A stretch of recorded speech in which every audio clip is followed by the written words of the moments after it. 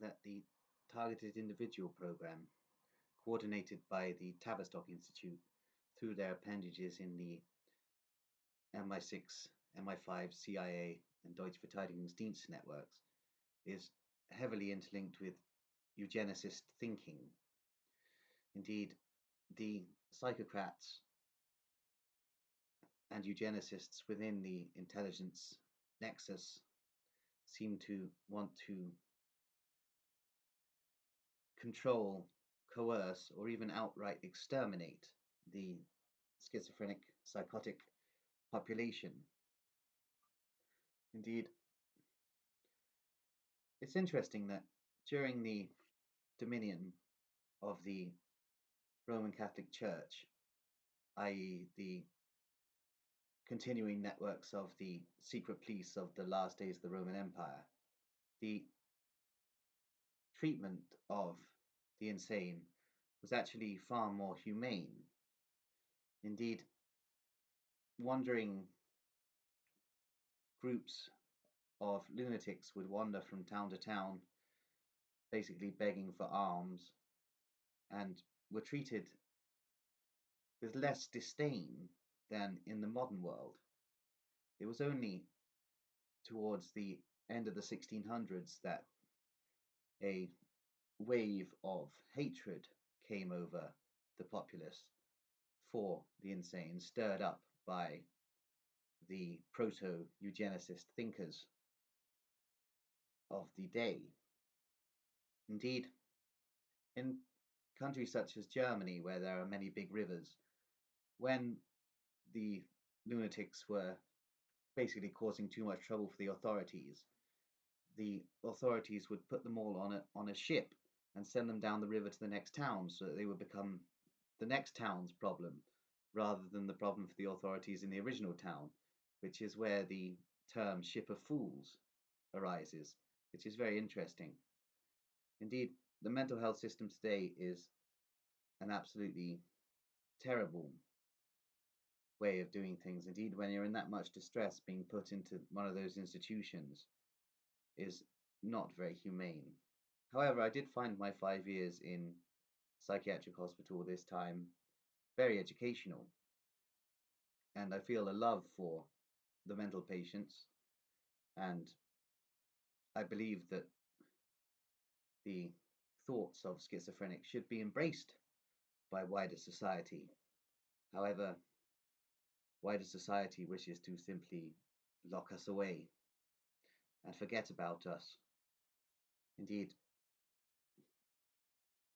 it's easier for society simply to lock us away because they don't want to hear what we have to say, because the things we have to say will shatter the illusions of the society, illusions that the intelligence agencies have been perpetuating within the psychology of the masses, and a schizophrenic's thought patterns and words could shatter these illusions in time. Indeed, the masses want us locked away because they don't like what we have to say, because it ruins their false ways of looking at life and at society. Indeed, this is a sad state of affairs, and I doubt there is much that can be done. Indeed, the eugenicist agenda is reaching a certain point now whereby there will be an introduction of microchips for schizophrenics that will basically stop the schizophrenic from being able to think in schizophrenic patterns. And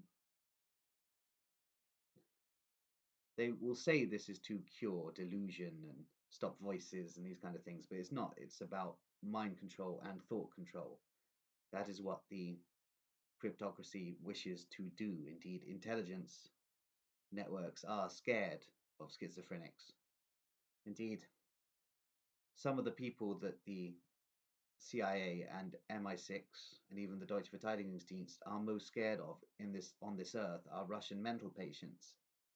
They are absolutely terrified of a select few people in Russia, absolutely terrified of them. And I believe also that this intelligence nexus is terrified of me.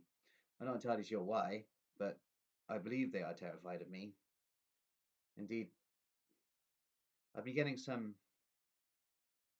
looks from Wiltshire police constables recently.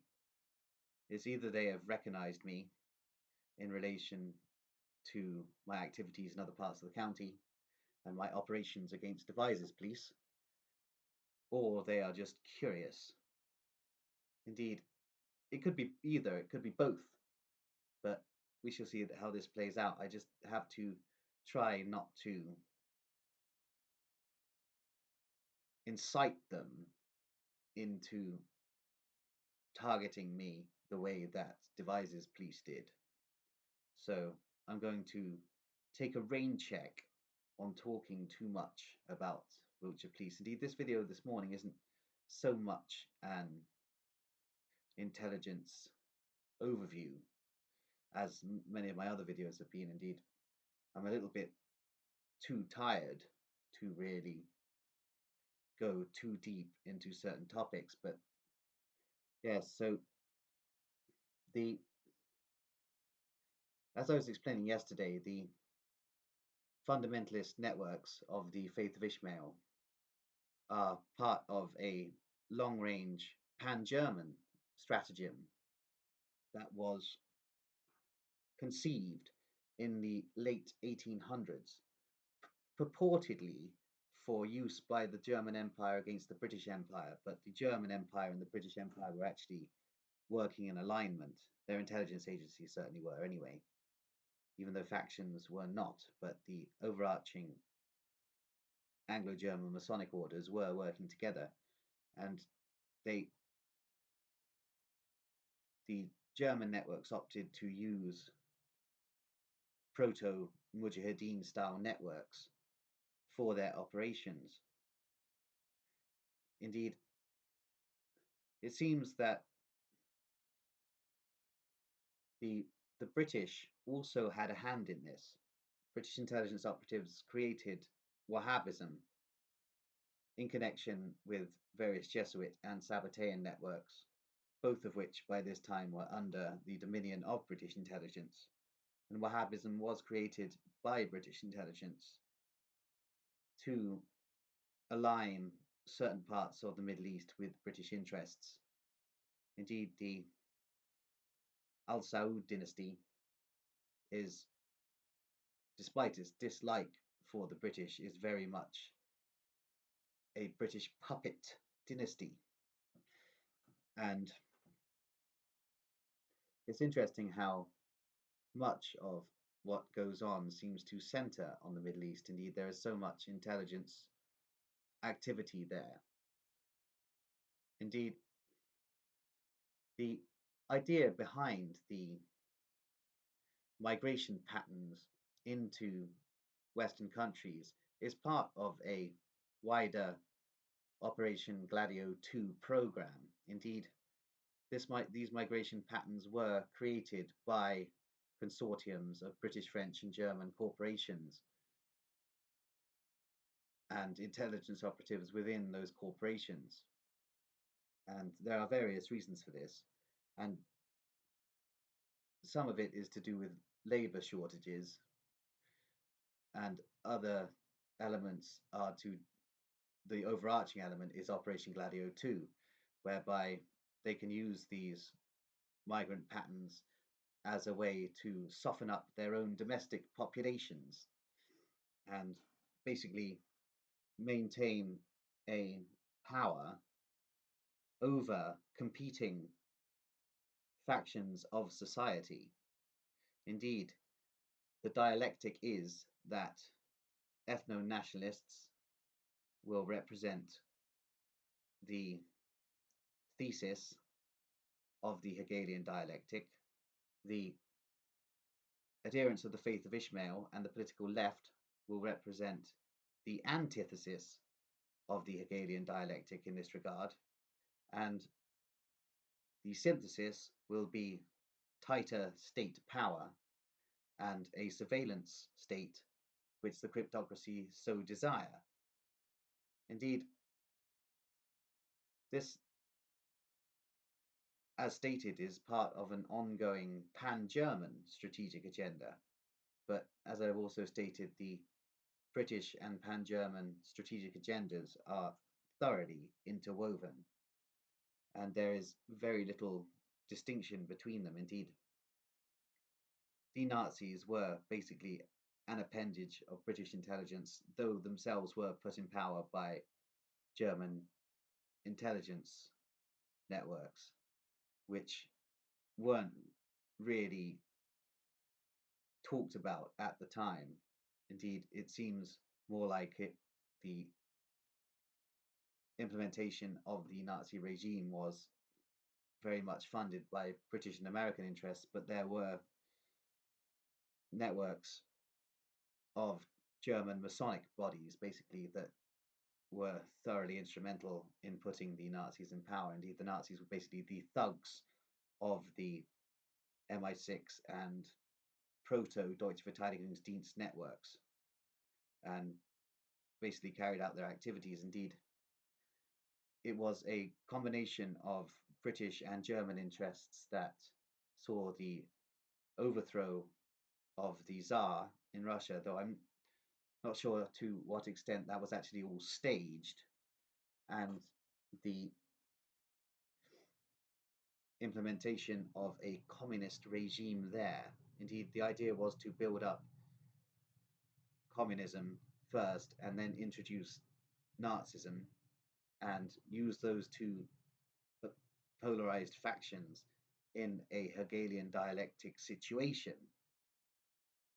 Indeed, it's all very interesting. The Soviet Union was predominantly fronted by Frankists, so there were Frankists in the positions that were obvious, so that anyone investigating the intelligence machinations would draw the conclusion that it was a Frankist conspiracy, when it was not. It was an Anglo-German regime change for the Russian nation, basically.